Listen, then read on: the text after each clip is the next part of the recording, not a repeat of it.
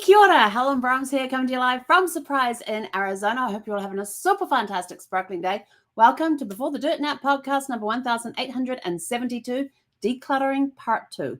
So yesterday we were talking about how I'm going to start on this decluttering trail, and we went over a little bit about this and a little bit about that, and we kind of got a little sidetracked and everything else. So getting back on point, some of the reasons that we are decluttering is because, some good reasons to declutter and to have a regular decluttering is to reduce stress and anxiety, because it can overwhelm the senses and create a mental load. And when that happens, it weighs you down. But if you declutter a space, it helps promote relaxation and a sense of calm. It improves focus and productivity. So a clean, organized environment allows you for better concentration and efficiency, whether you're working from home or managing daily tasks. I can attest to this one. When my office is a mess, my brain is a mess. When my office is nice and clean and everything is organized and filed and put away where it should be put away, I actually produce more. I actually do more productive work. It saves time. With less clutter, it's easier to find things, reducing time spent searching for misplaced items. Totally and utterly agree with this one. It increases the space. When you declutter, it frees up valuable space in your home, making your rooms feel larger, more open, more comfortable. It boosts creativity. Now, I'm one that likes to have I'm not a minimalist person, but a tidy minimalist space can spark creativity and innovation, as there's less visual distraction and mental clutter. I like to have visual stimulation around me. I like to have, in my family room, I have my cube bookcase thing set up, which has all the DVDs that are still in their jewel cases sitting there. I've got about 500 DVDs and Blu-rays sitting that are in binders that are tucked on the shelf underneath the TV, and then I have those that were never put into them. But I like seeing the colors up there. I like the colors of the back, but they're all organized. In a way, yes, they are organized. I had to stop and think, did I actually organize those? Then in my room behind me, which I'm in the process of going through, I've set up the same cube shelving system for my books. How am I organize my books? Kind of, sort of. But again, I like to see the colors. So they're providing a splash of color. And because they're all sitting there, they're not organized. Some of them are organized. Some of the cubes are organized, some are not. And it doesn't matter, because it's just the splash of color there. And I find those splashes of color help boost my creativity. So that's another reason to do that. Some people like the minimalist look, where you've got, like the monotone rooms that might have the splash of color. I love color. So, even these rooms in this house that we've rented are a very faint, a seafoam green. I think that's the color that I would call it. It's not white. I'm thankful for that.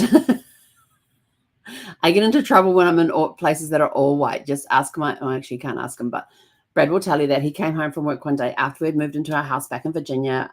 We'd moved into it, and I'm sitting there one day, and I come home from school because I was at Northern Virginia Community College at the time. And I was sitting there in the family room, and I'm looking at our fireplace. Now, we had built-in bookcases, built-in shelves on either side of the fireplace. One was big enough where the TV went, and down below it we had the stereo equipment, and then above it we had speakers on the two shelves on either side, and the other side we used for just for decorating, just having bits and pieces in there. And then in the center was a fireplace that had a mantelpiece, and then it had an inset above the fireplace, and it was a black slate builder's fireplace, and it was white, construction white. And I hate white. And I'm sitting there looking and going, I need some color on that. So I hopped in the car. I went down to Home Depot. Let me go have a look at the color palettes. Well, there's this, when you go and look at the color palettes, there's just a spray of color everywhere. And I chose this color that was called Red Raspberry. I'm trying to see if I have anything that looks remotely close. Well, I guess my Kindle case kind of does. It was about this color, very bright, and I got it full gloss. And so I went home and I painted just the centerpiece of this built-in area around the fireplace. So it was just the centerpiece that went from floor to ceiling. It had the mantelpiece on it, it had the inset on it, and then it had the black fireplace. And I just painted that centerpiece. So when Brad came home that night, I was like, oh crap, he's going to see it when he walks in the door. because the way our door opened, it would open. Actually, no, it didn't open at that time. So we'd taken the door off the laundry because it opened the wrong way and it got in the way of the washer and dryer. So we didn't have the door on the laundry at that time. And so he would walk into the laundry, walk in, and there it would be. And so I went and met him at the door, and he's sort of like, and he looks at my face and he goes, "What did you do?" Because I just went in and said, "Hi, welcome home." And he looks at me and he goes, "What did you do?" I said, "Well, I kind of got a little bored with some white." And he takes a deep breath and goes, "What did you do?" And I says, "Promise you won't be mad, but I just needed a splash of color." And I walked him into the thing, and he looks at it and he goes, like blank face, and goes, "Aha." And I'm like, it's a little on the bright side, isn't it? It should fade as it dries. I said, "It's still drying, so don't touch it." And he looks at it and he goes, "Is that full gloss?" And I'm, yeah. And he goes, "Why?" I said, "Because it will reflect the light off. It will reflect the light and make the room look a little bigger." And, I had all this planned in my head. I said, "Well, what are we going to paint the rest of the color?" I says, "Not that." And he's like, "Good." I said, "It'll be some neutral color that will go with that." And he's like, "Okay." So it took him a while to get used to it, but he was okay with it. So, yes, Helen needs color. Let's see what else we got on my list. It enhances health and safety. A decluttered home is easier to clean, helps to reduce dust, allergens, and potential trip hazards, contributing to a healthier living environment. It promotes a sense of accomplishment. When you've decluttered, when you finish your decluttering project, it feels like an achievement of control, boosting self-esteem and motivation. It's like every morning when I get up and I make my bed, I make Zeffie's bed, and I look at Zeffie once they're done and I go, "Beds are made." That's the first two things off the list. Now on to the next one. So it's that boost that I've accomplished something today. Yes, it gives you that sense of, and it's easier to clean. It simplifies daily routines. When your home is organized, everyday tasks like cooking, cleaning, and getting ready become faster and more efficient. Totally agree with this one. When I am on it, and there is at least a couple of days a month where I get a little lazy and I don't clean as I cook. But most of the month, my kitchen is like spotless. And to go in there and to cook and bake and create dishes and all of that sort of thing, or do meal prep, actually, that's usually the time. And do meal prep is very easy to do because I have counter space available. I know my counters are clean. I know that I don't need to wash anything in order to use it. It's all there. It makes it very quick and very easy to get in there and cook. And then because I usually clean as I go, it's there's not a lot of cleanup afterwards. There are a couple of days a month where I get lazy and the dishes kind of stack up a little bit, but it's only for a couple of days. I throw everything in the dishwasher and I'm back on schedule again. Otherwise, I'm hand washing everything throughout the month. So once or twice a month, my dishwasher will get used. Every other time, I hand wash as we go. We've talked about simplifying that. It saves you money and avoids buying duplicates of an item you forgot and to be more mindful of future purchases, curbing unnecessary spending. I have been this has trapped me in a way. So yes, I can totally attest to it does. If you don't realize that you have something, or that you have something and you can't find it, and you're pretty sure that you have it, but it's something that you need right there and then, and it's like, I need to find this thing, and you're like digging around and you're getting frustrated and everything else, and it's just sort of like, screw it, I'm just going to go buy it anyway. I have done that as well. It supports mindful living. Decluttering encourages intentional living, helping you focus on what truly matters and letting go of items that no longer serve a purpose. Totally agree with this. And that is one reason why I'm starting on this whole decluttering thing, because I've got boxes that are still packed from Virginia, mainly books, mainly books. And I have been noticing as I have been emptying these boxes of books that I do have some duplicates in there. Some were intentional, because I bought them with the intention of giving them away, and I have given away over half of what I had purchased. I still just have 2 or 3 copies left to give away to people. And some of them are sort of like, oh, I didn't realize, why have I got 2 copies of this book? Why have I got 3 copies of this book? So yeah, that does happen. So it does encourage you to intentional living, because when you have a clean house or you have an organized house, and I'm not the most organized. I will tell you right here now, I am not the most organized people. People think I am organized. I'm organized to a point. Anything beyond that is beyond my capabilities. Although it seems that the organizing stuff seems to grow a little bit as time goes on, not to keep up with everything. But when you're not having to worry about cleaning the house and the fact that, oh my gosh, that counter is cluttered up again, I've got to go through it again. No, if you take a few minutes at the end of each day or during the day or put stuff away as you go, it makes it so much easier not having to clean. So when you get to the end of the day and you want to kick back and relax, you don't have to walk past that messy spot where there's a whole bunch of stuff cluttered up, or piled up. I mean, I even have a box inside the door. So when we come back from getting the mail, if we haven't gone out during the day, when we go out during the day to get the mail, we actually leave the garage door open because it's like a 2-minute walk to the mailbox. And then we come back and it's straight to the recycling bin and tossing most of it into there. But I have a box by the front door there. So when we come in and I've got the junk mail, if we've come in from our walk and not gone out during the middle of the day, then I just drop the junk mail into that. And then once a week, every Sunday, I pick that box up, I take it out, I tip it into the recycling bin, we wheel the barrels out. It improves sleep quality. A clutter-free bedroom can enhance sleep by creating a more restful and inviting atmosphere. There is nothing worse. And I will tell you this from experience, from moving a lot. Now, I moved a lot when I was a kid. And so my mum she had this routine, which I've kind of followed when it comes to moving. And that is, she had a box. And in that box would be coffee, the kettle, and she had a cooler as well that had some refrigerated stuff in there. Plastic plates, knives, forks, spoons. So it had all of that in there. So whenever we got to the place, we didn't have to worry about digging out dishes or anything. We already had a set ready to go. So basically the movers would come in, they would drop everything off, they would go. The first thing my mum would do would be go make the beds. So if nothing else happened, we had somewhere to sleep. But we'd get into our rooms and there would be boxes of stuff everywhere in our rooms. And it was sort of like, oh, I'm going to unpack that here. And you kind of tossed and turned because you also had the smell of the boxes as well. So it didn't make for a very good sleeping thing, but you're also tired and seeing the boxes and thinking, oh my gosh, I've got to unpack them. But so she had the bedding in one place and she had the necessities for the kitchen in another place. So when the movers left, if nothing else was done, we had somewhere to sleep and we had something to eat with and something to drink with. And they had their coffee when they were drinking their coffee. They had their coffee or their tea available for them. So my mum had it down to a science, and I kind of followed that. So sleeping in a clutter-free bedroom is so good because you wake up in the morning, you look around, and your room is nice and clean. Everything is in its place. It's very restful. It's a nice way to wake up. When you wake up and you're looking at boxes, it's sort of like, I really don't like those sitting there.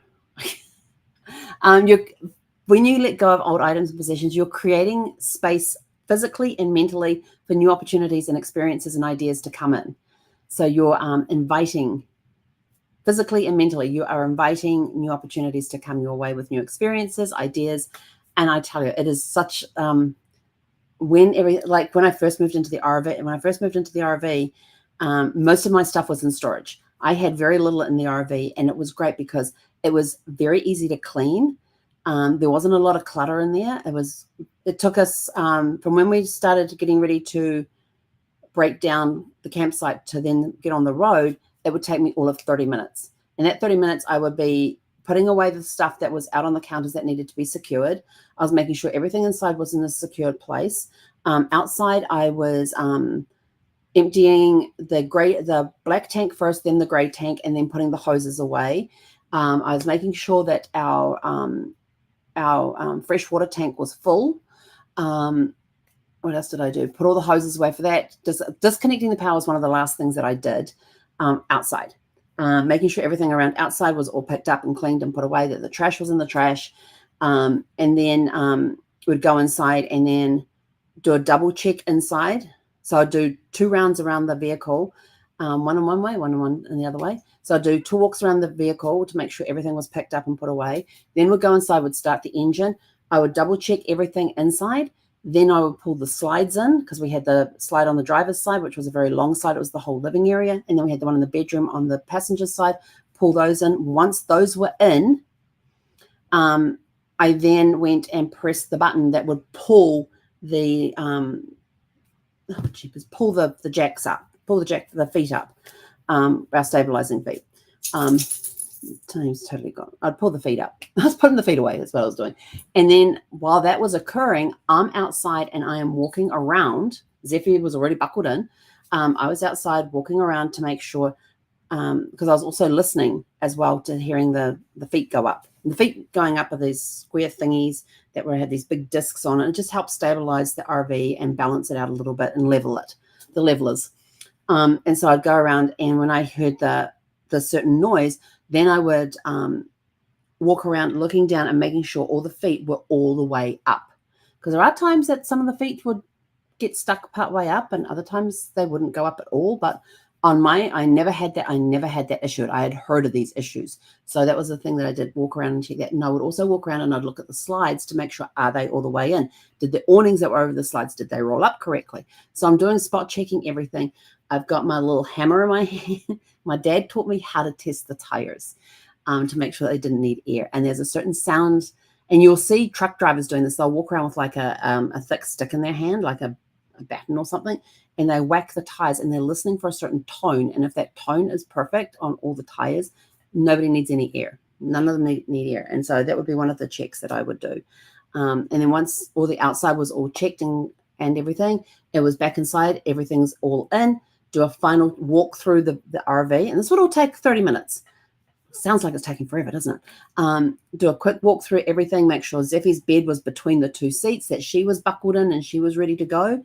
And then all we needed to do was move. I made sure all the lockers were locked too. That was the other thing I did outside, make sure the lockers were locked. And then we just moved on out, and off we went to our next location.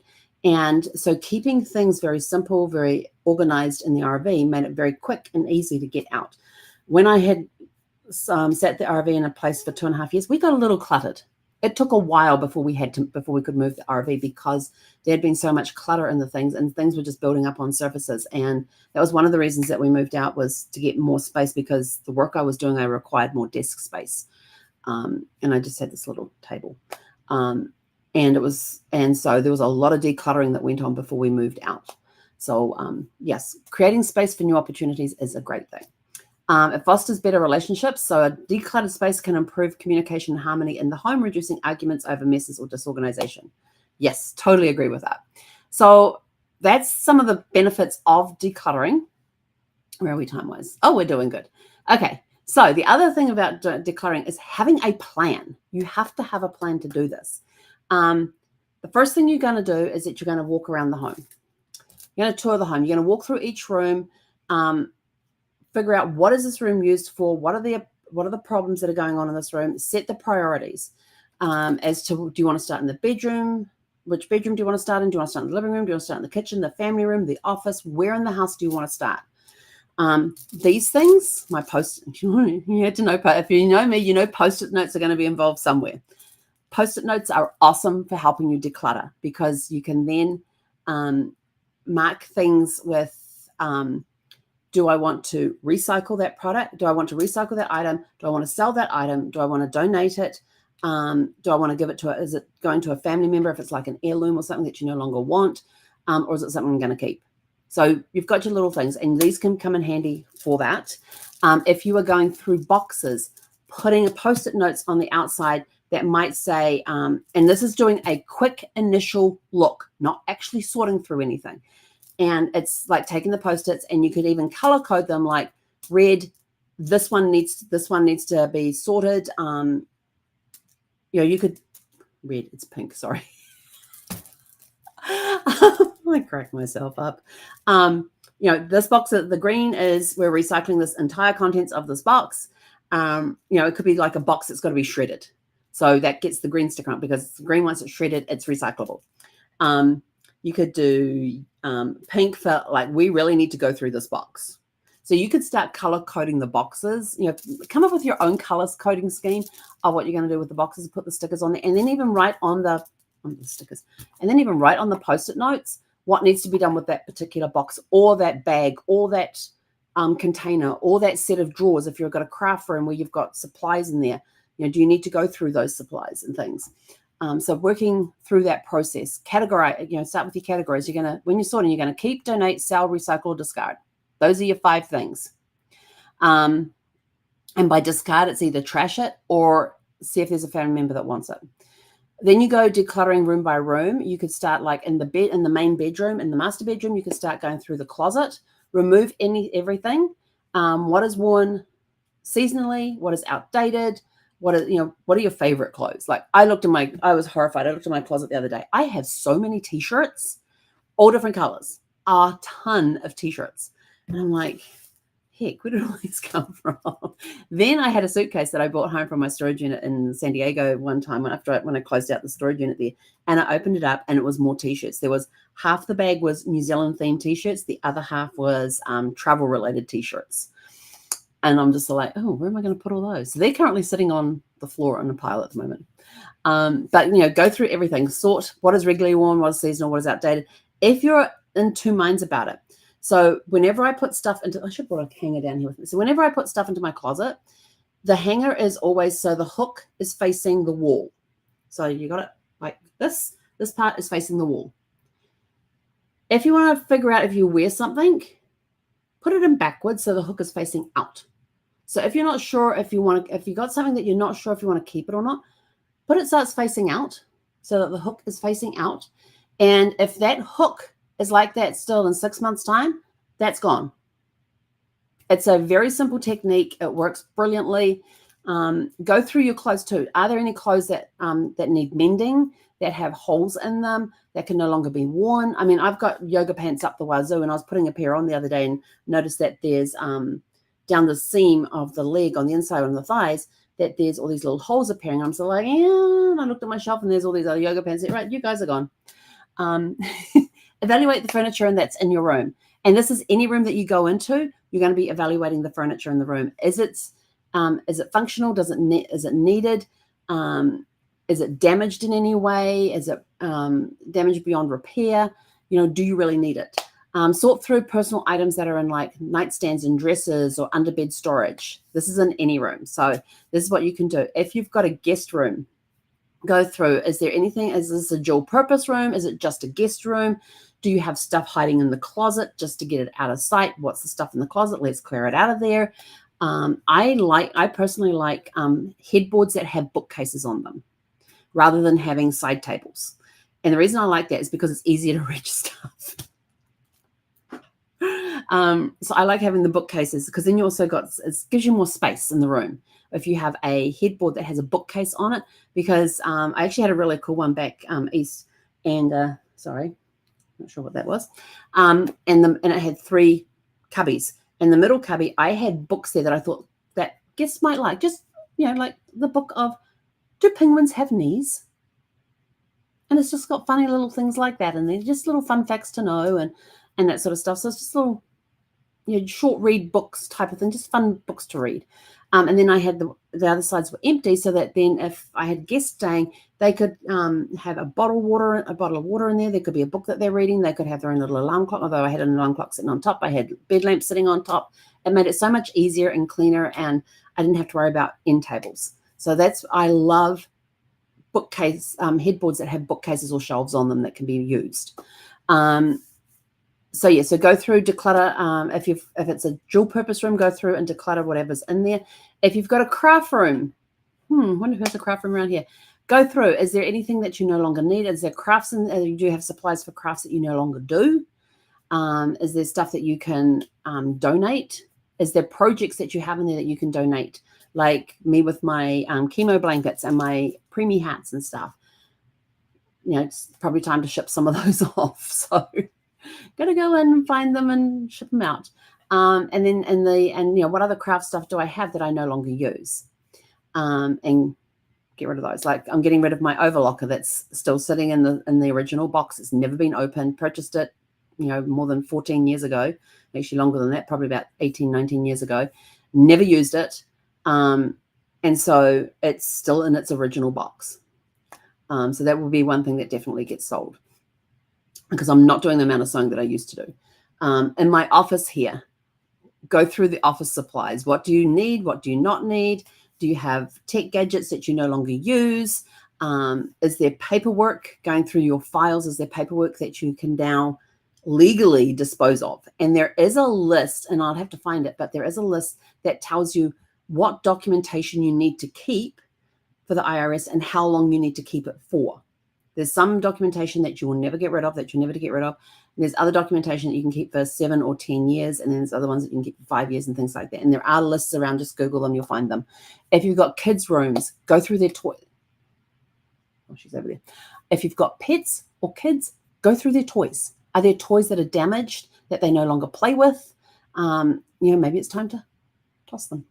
Well, it's a little hard when you've got a dog that's with you 24/7 to go through her toys, because then she comes over and she'll start pulling them away and going and playing with them, and then she'll come back and find something else to play with, and while you're trying to go through and get rid of stuff.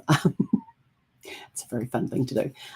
Going through the living room or the family room, are there DVDs out there that you no longer watch that you can get rid of?